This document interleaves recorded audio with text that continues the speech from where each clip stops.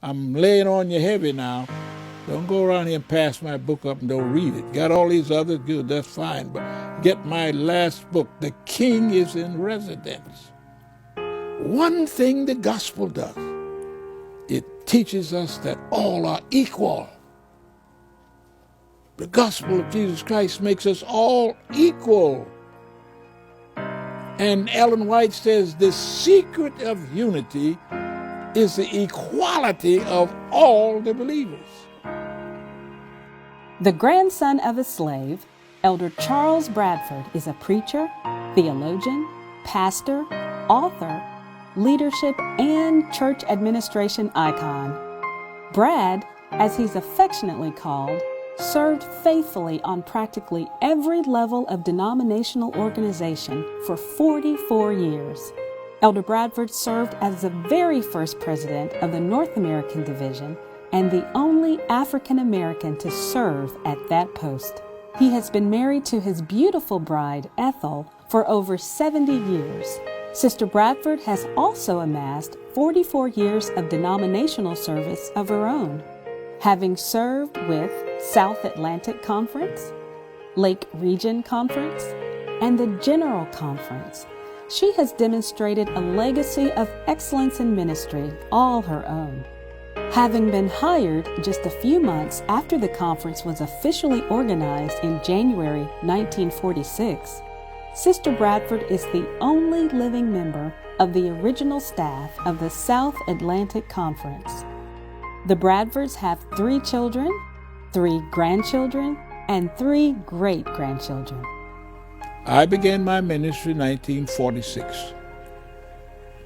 It was in the Arkansas, Louisiana Conference. I left here in 46, went to Louisiana. There was no regional conference there. It was Arkansas, Louisiana, that I was a member of. But just in a few months, we organized the Southwest Region Mission. Arkansas, Louisiana, Texas, New Mexico, so forth. I was a charter member, just a young guy out of school. I was there when they were organized. It was predicted by some of the leaders of the church they can't do business. Whoever heard of colored people handling money? They're in all, they can't, right? They're not up to it. Everybody ought to shout when they hear that there are 2 churches right here side by side.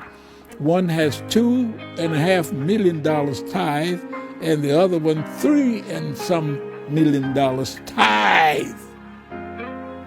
And if you go back and look at the beginnings, see, let no man despise the day of the beginnings. The beginnings where you used to have, say, the offering was 50 cents. And I myself have preached in little towns where you may get $1 or $2 a night. I haven't had that often, but it is a fact. And so everybody said, they'll never make it. We don't want them. Now, the African American in North America is the backbone of the church. I can remember times when we met with Elder Figueroa.